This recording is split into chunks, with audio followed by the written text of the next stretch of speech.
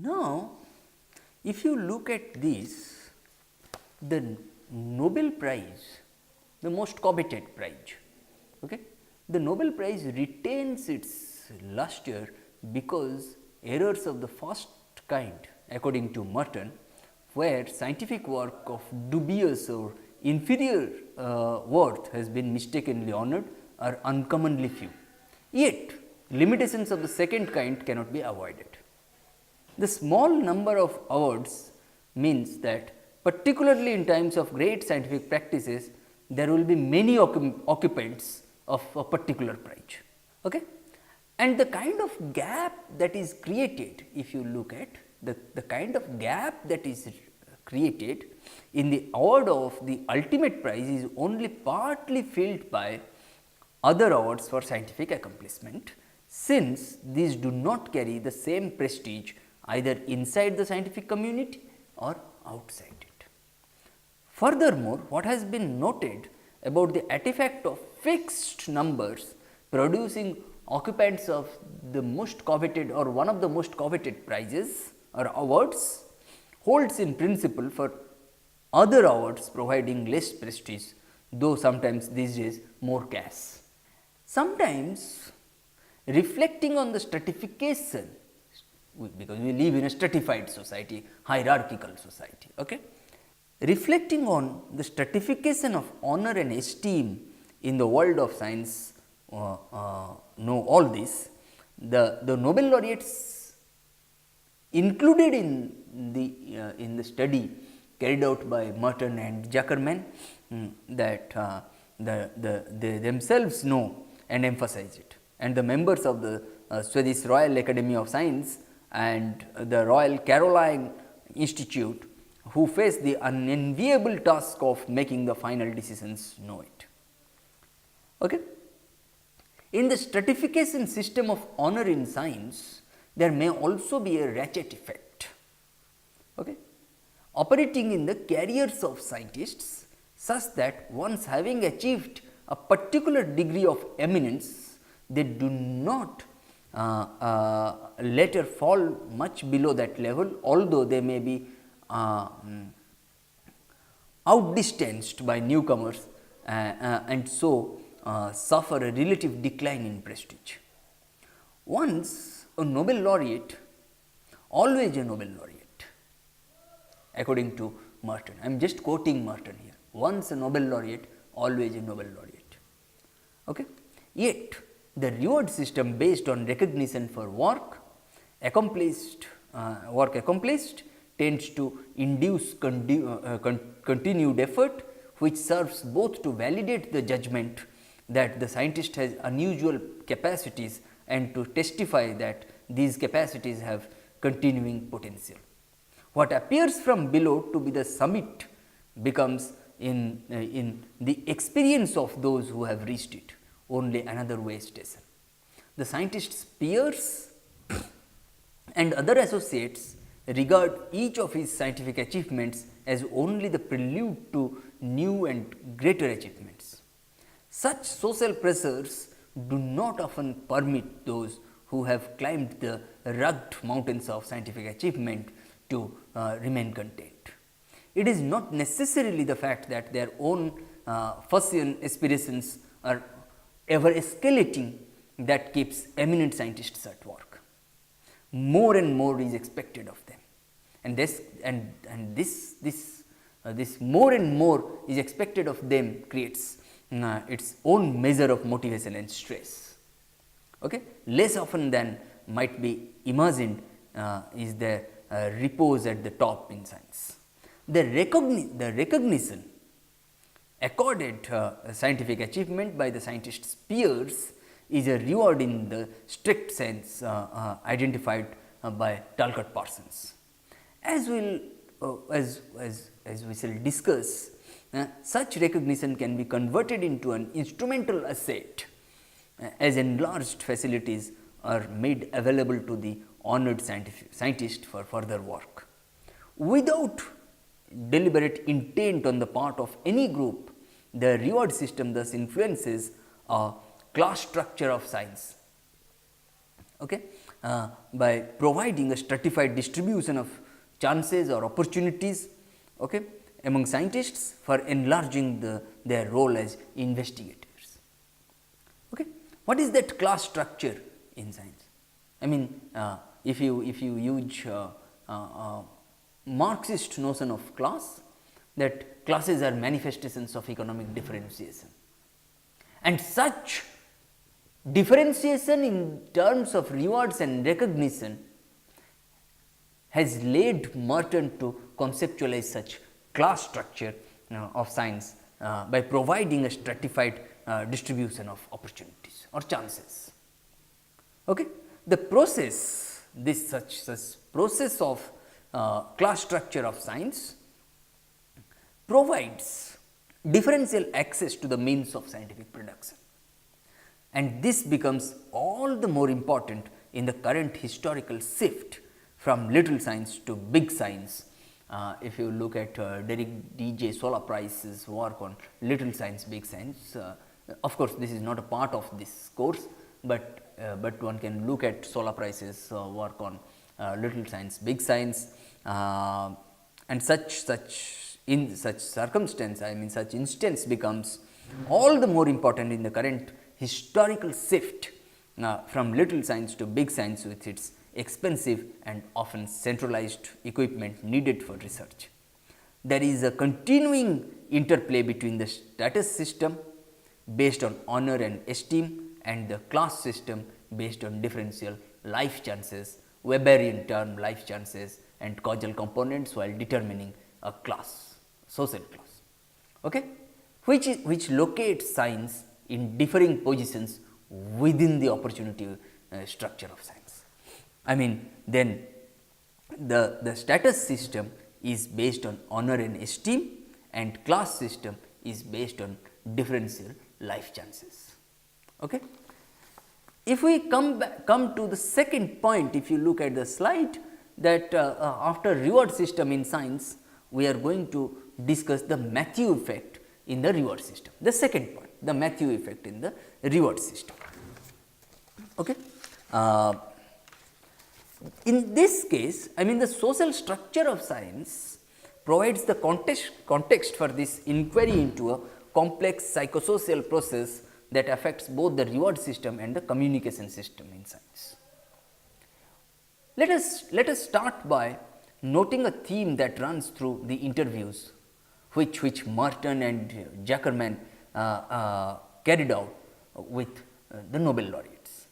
They repeatedly observe that eminent scientists get disproportionately great credit for their contributions to science, while relatively unknown scientists tend to get disproportionately little credit for comparable contributions.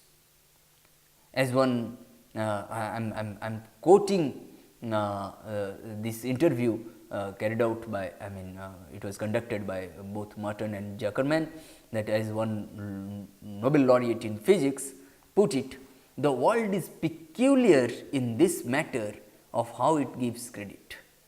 I mean, the world is peculiar, the society is peculiar in this matter of how it gives credit. It tends to give the credit to already famous people, and those who are less famous, those who do not have so much of name and fame, okay, they also get disproportionately little credit. Okay. As we examine the experiences reported by eminent scientists, we find that this pattern of recognition skewed in favor of the established scientist appears principally first in cases of collaboration and secondly in cases of independent multiple discoveries made by scientists of distinctly different ranks.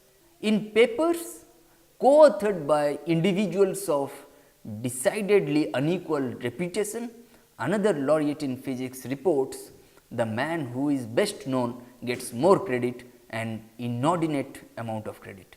In the words of a laureate in chemistry, when people see my name on a paper, they are apt to remember it and not to remember the other names. And a laureate in physiology and medicine describes his, her or his own pattern of response to jointly authored papers. Let me quote this: that you usually notice the name that you are familiar with. Even if it is lost, it will be the one that sticks. In some cases, all the names are unfamiliar to you and they are virtually anonymous. But what you note is the acknowledgement at the end of the paper to the senior person for his advice and encouragement. So, you will say this came out of Green's lab or so and so's lab. You remember that rather than the long list of authors. Almost as though she or he had been listening to this account, another laureate in medicine explains why she or he will often not put her or his name on the published report of a collaborative piece of work.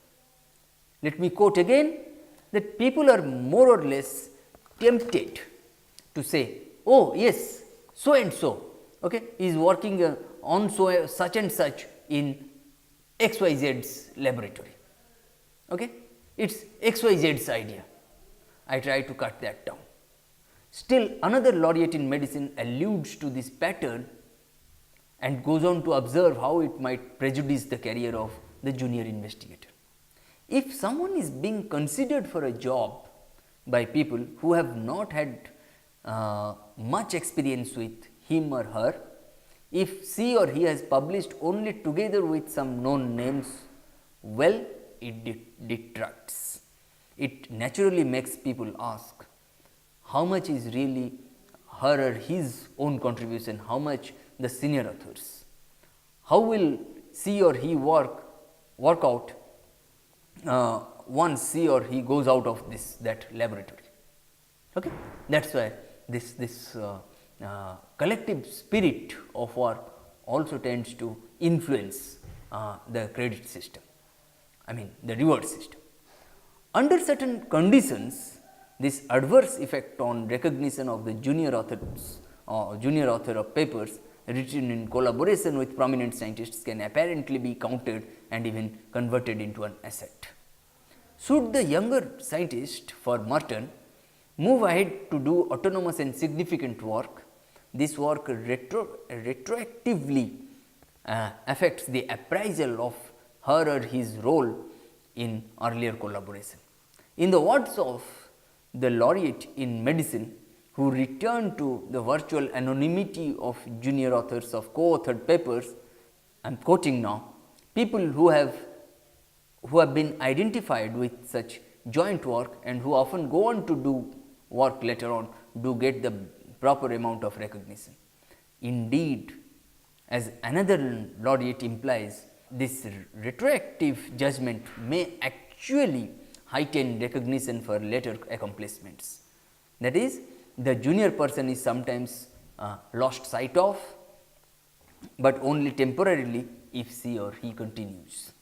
In many cases, she or he actually gains in acceptance of her or his work and in general acceptance by having once had such association.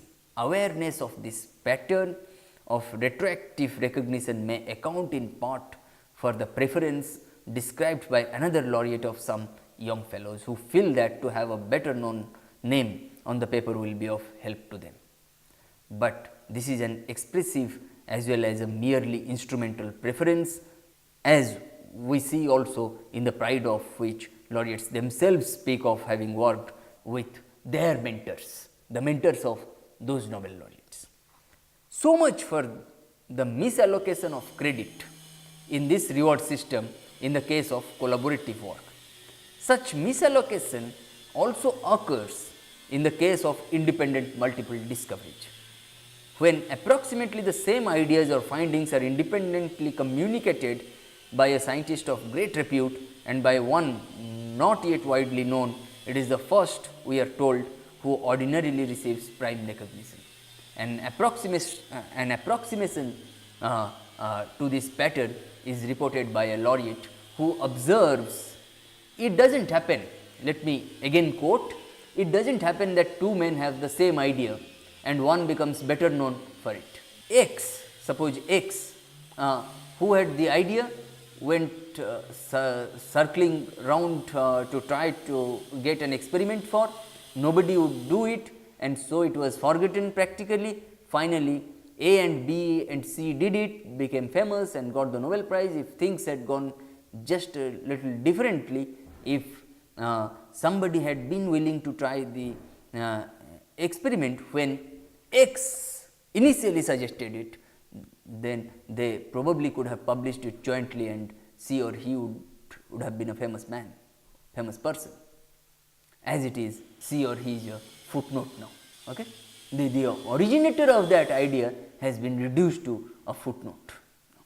The workings of this process at the expense of the young scientist and to the benefit of the famous one is remarkably summarized in the life history of a laureate in physics who has experienced both phases at different times in her or his career.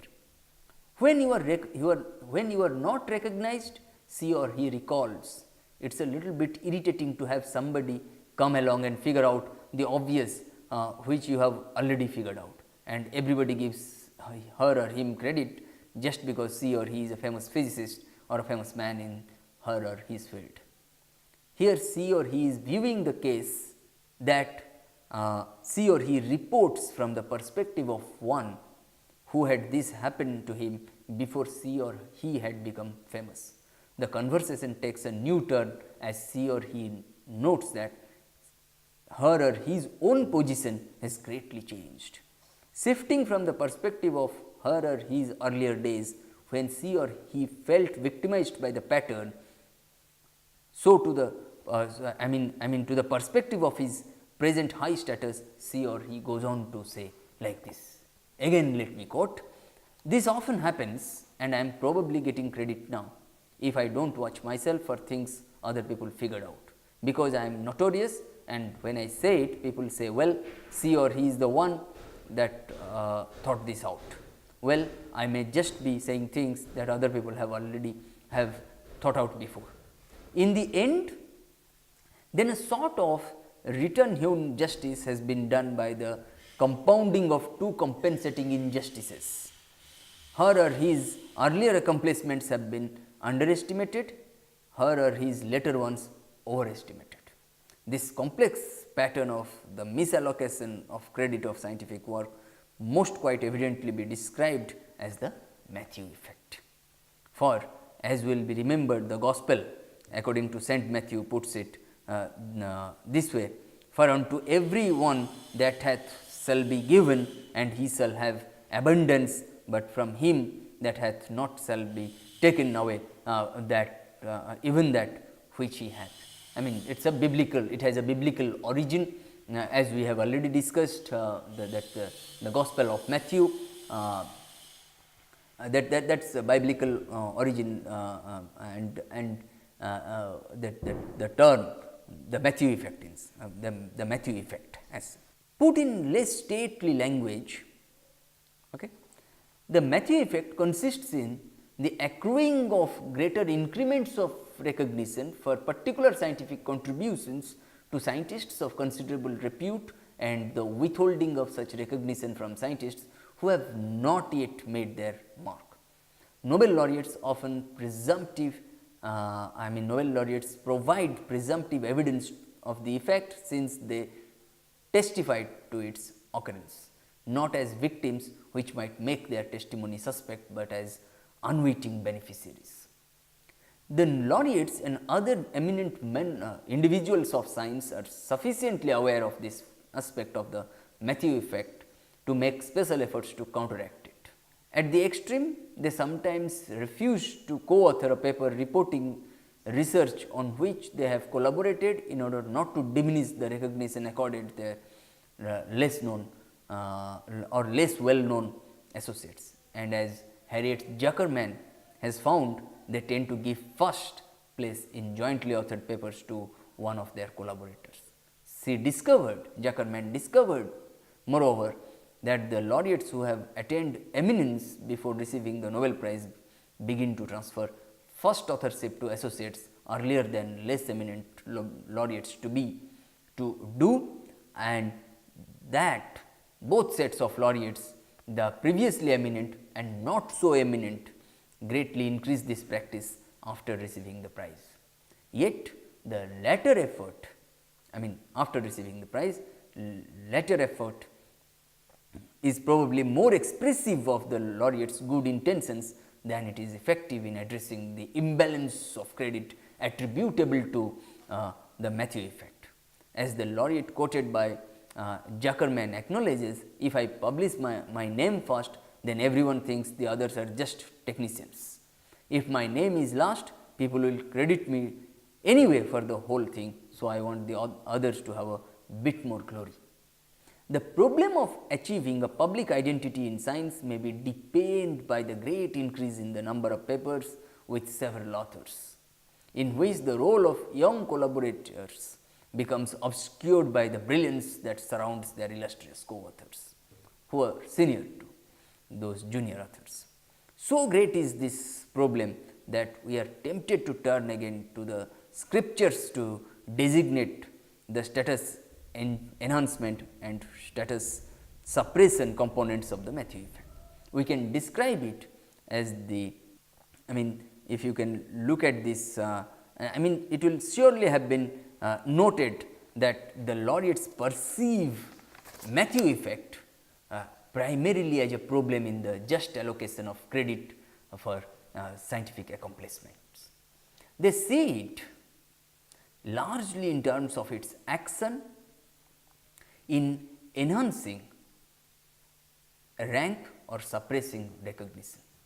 They see it as leading to an unintended double injustice in which unknown scientists are unjustifiably victimized and famous ones unjustifiably benefited. In short, they see the Matthew effect in terms of a basic inequity in the reward system that affects the careers of individual scientists, but it has other implications for the development of science, and we must shift our angle of theoretical vision in order to identify them. Okay? Then Merton, while dwelling upon inequalities in science, he moved on to the Matthew effect in the communication system. Okay? We have already discussed the Matthew effect in the reward system. Now, let us see the Matthew effect in the communication system. Okay?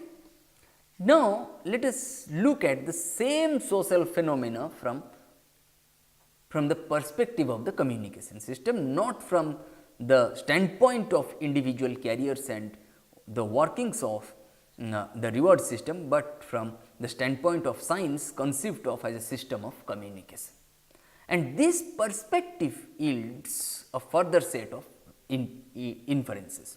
It leads us to propose the hypothesis that a scientific contribution will have greater visibility in the community of scientists when it is introduced by a scientist of high rank than when it is introduced by one who has not yet made his or her mark. In other words, considered in its implications for the reward system, the Matthew effect is dysfunctional for the careers of individual scientists who are penalized in the early stages of their development, but considered in its implications for the communication system, the Matthew effect in cases of collaboration and multiple discoveries. It may operate to heighten the visibility of new scientific communications. This is not the first instance of a social patterns being functional for certain aspects of a social system and dysfunctional for certain individuals within that system. That indeed is a principal theme of classical tragedy, according to Merton. Several laureates have sensed this social function of the Matthew effect. Speaking of the dilemma that confronts the famous individual of science, person of science who directs the work of a junior associate, one of them observes. Let me quote here, it raises the question of what you are to do. You have a student, should you put your name on that paper or not? You have contributed to it, but is it better that you shouldn't or should?